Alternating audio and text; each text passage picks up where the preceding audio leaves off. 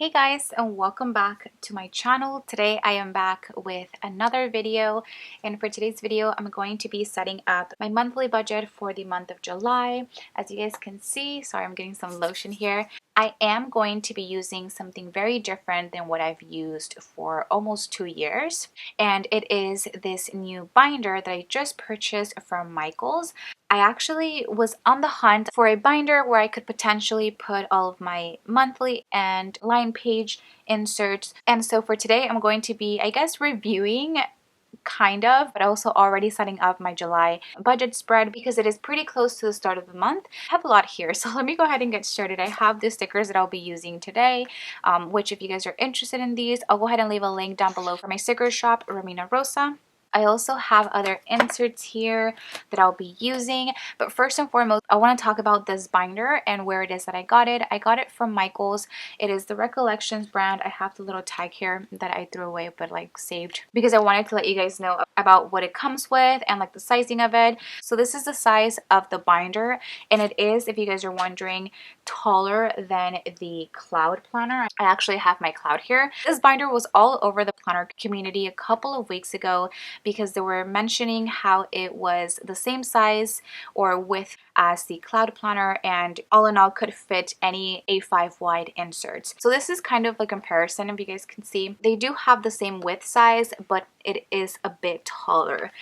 So I've been trying to look for what insert I was going to be using in this, and I stumbled upon these monthly inserts from Gisenia Printables. If you guys know me, you guys know that I absolutely love Gisenia Printables, and to my surprise, my stickers actually fit perfectly in here. So both my monthly as well as my budget expense stickers fit perfectly in here, and that's kind of what I'll be setting up for this month. I was kind of debating if I wanted to set up my budget in the Plum paper monthly planner, but I got a little bit psyched out when I saw that the monthly view wasn't at all the same, and I really just wanted to start this academic year with the things that I love, which are my stickers, and I wanted everything to fit perfectly. So I did find these, and then I do have some line pages which are also from the Recollections brand.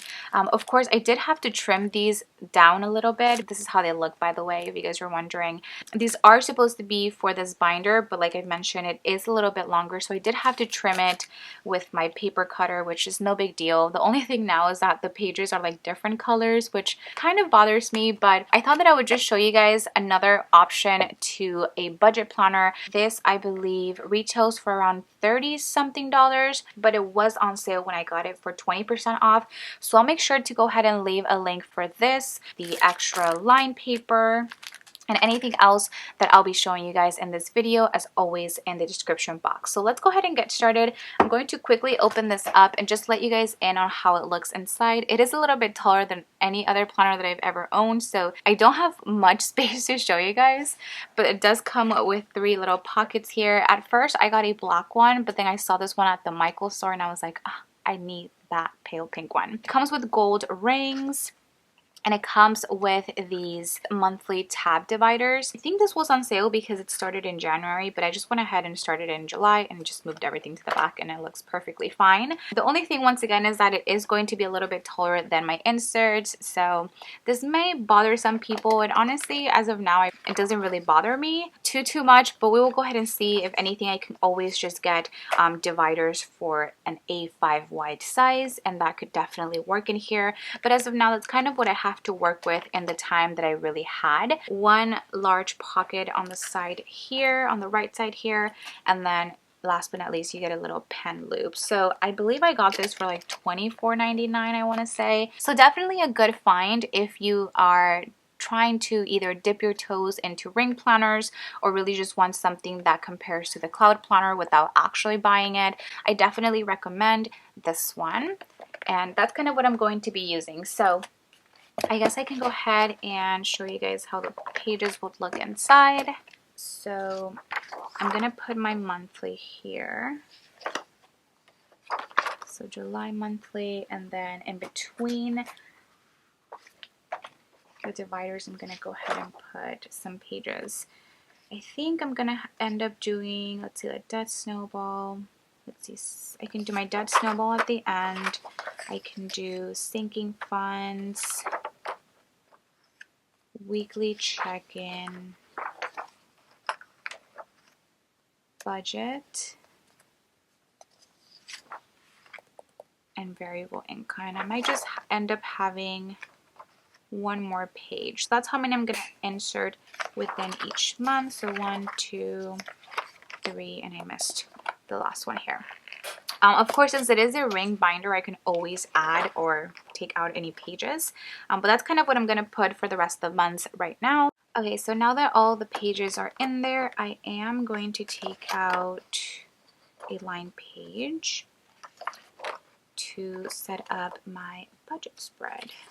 So we'll still do it on the right side like I typically do. And let's go ahead and move this over. So let me go ahead and start with my washi here. I have my mock budgets right next to me, so I know exactly what's going to go down in all of these. I kind of already took a look at this, and it is longer than where the line ends, but it still fits pretty nicely. So that's what I'm going to put it around right here, just in case any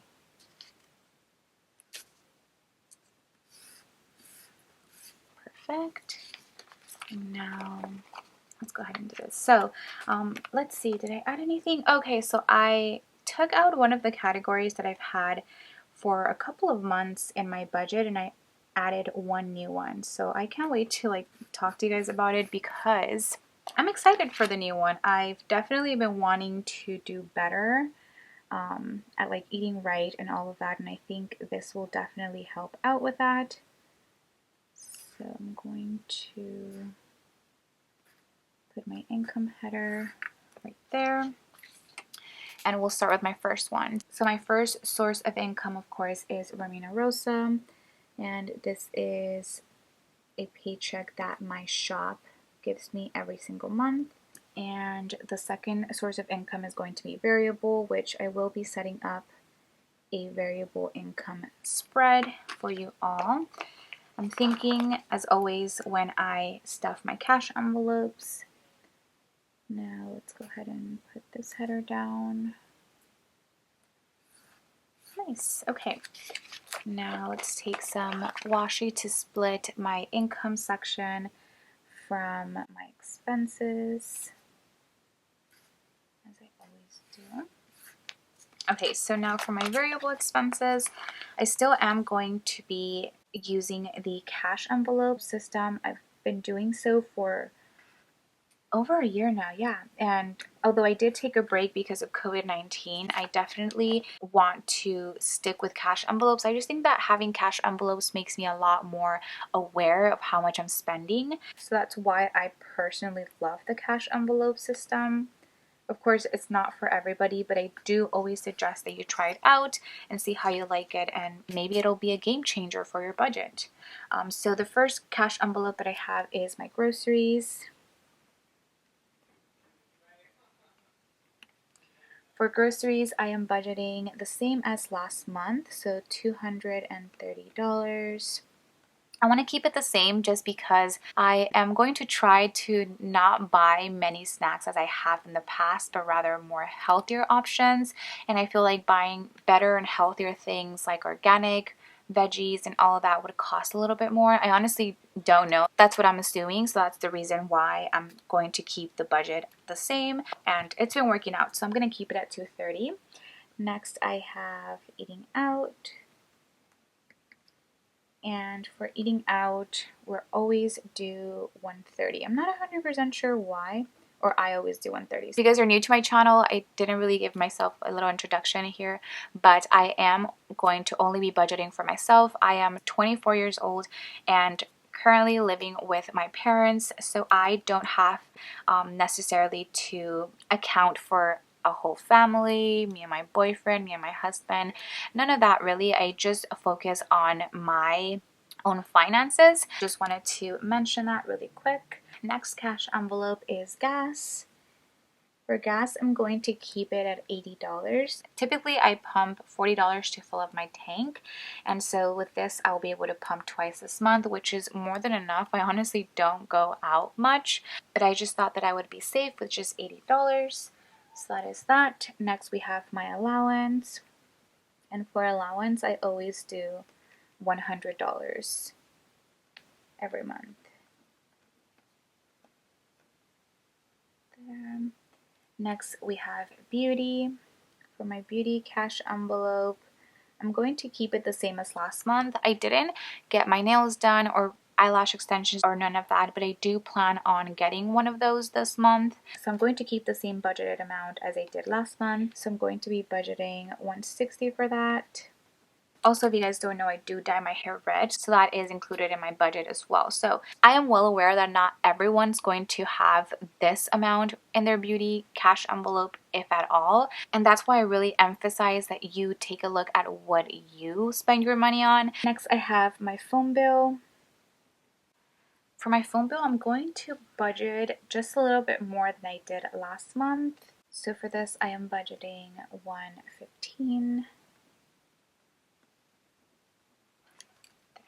As you guys can see, I no longer have my coffee cash envelope, and the reason being is because I'm no longer taking any interpretation courses. I do still have to take my written exam in the month of September, so I do foresee the coffee cash envelope coming back in August, just so that I can buckle down and really take some time to study for that written exam. But for this month, I didn't really think it was necessary to include it in the budget, so I just didn't. Of course, if I end up just grabbing a cup of coffee for myself, I can always just take it out of allowance or eating out. So that's that. But the new category that I am adding for this month is a category for a nutritionist. And now you guys are probably like, girl, why are you contacting a nutritionist and how much is this going to be? Now, I didn't really have the need ever to contact a nutritionist, but to be quite honest, I would love for somebody to help me out with either a meal plan or to help me out and keep me motivated, just like I am accountable here on YouTube with you guys in my budget. I would love to be kept accountable with what it is that I'm eating. So my mom's the one who actually just mentioned that to me because one of her friends has like a close nutritionist contact in Mexico. So she gave me her number, and I messaged her and talked to her, and she's only going to be charging me $40 a month, which is such a steal. And you guys are probably like, $40 a month? I do think that this is a very low amount, so I might end up like tipping her a little bit more, but that is her monthly fee to just not only keep me accountable but create a menu for me and just like take a look at my weight and stuff. Like, I know I don't need all of this, but that's just something that I kind of want to try out and include in the budget. And of course, it doesn't have to continue if I don't want it to, and I thought that $40 was more than okay to kind of help me out with like meal plans and stuff like that. I might end up making videos about it. I'm not 100% sure, but I definitely did want to include it for this month's budget. So that is pretty much all of my variable expenses. The last one would just be unbudgeted. So that is what I'll be adding, and for this we don't budget anything. This is just a placeholder for any unexpected expenses that I may have throughout the month. I'm debating whether I want to skip a line. I might end up skipping a line, honestly, just in case I forgot something. But that is all of my variable expenses. And now moving on to my fixed expenses side. The first one that I have is rent.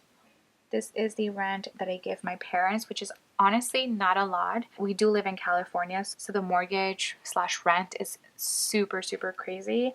I've actually mentioned this before, but I do plan on moving out, and just finding an affordable apartment is just not easy. But I do give my parents $400 every month. I did start doing this, I want to say, in the beginning of the so that is my contribution to my household. Next, I have my car payment, and this is $348 with 6 cents. Next, I have a subscriptions category, which is essentially just my... That was such an ugly way of writing subscriptions, but this is essentially for my part of the Spotify family plan that I have with my sister, as well as for iCloud storage. So this is only a total of $6.99. I also have my student loan payment. and this is, the minimum payment is $130.77. Of course, I am trying to make extra debt payments towards my student loans since that is the next debt that I'm trying to tackle. But I do just like to put it by itself as a minimum, and then I'll go ahead and have another category for the extra debt payment in a second. But before that, I'm going to be having my tithe category, and for this, that is $150 that I give every month. Next is my sinking funds, which I will be having a video all about that in the next couple of days. And for this, I'm going to be stuffing that with $912. Definitely make sure you stay tuned for that video because I do have kind of an update on something that I mentioned last month. And then last but not least, this is where I like to put my extra debt payment category. And this will just stay blank up until the end of the month when it is that I know around how much I can put extra towards my debt. And then I will just skip a line like I did with my variable expenses. And then I'll go ahead and set up my total section at the bottom.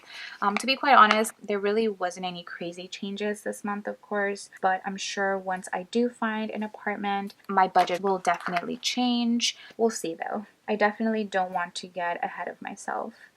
So now I'm going to put my totals section at the bottom here. And it's so funny how this worked out pretty perfectly. So I like to skip 3 lines, and those 3 lines are for my income,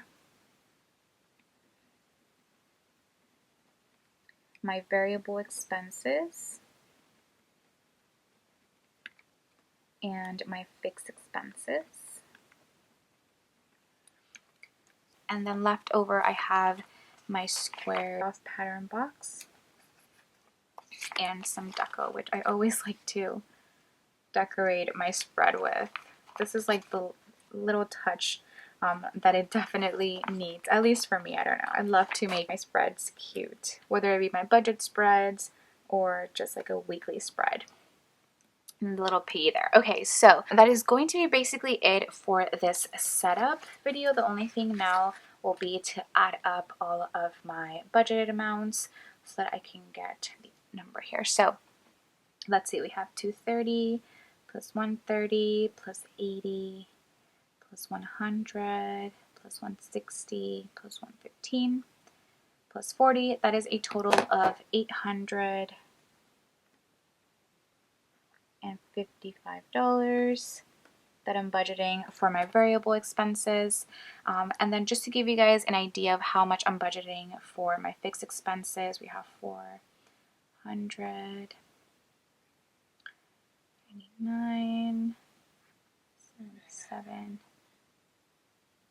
so 1,947 with 82 cents. Off the bat, I can just put my budgeted amount for my variable expenses, which was, like I mentioned, $855. Of course, by the end of the month, these may change, but essentially what I do is I'll go ahead and subtract all of my actual expenses from my actual income, and then whatever I have left over I'll go ahead and bring in here, which part of the money goes towards my savings and the other part has been going towards my moving out fund, just because that is something that I really wanted to fully fund prior to me moving out. If you guys are wondering if the paper bleeds, it really doesn't, which is great. If you guys enjoyed this video, please do not forget to give this a huge thumbs up, as well as subscribe to my channel if you guys are not subscribed already. Stay tuned for the rest of July's budgeting videos that will be coming up in the next couple of days, and hopefully I will get to see you guys on my next video. Bye guys.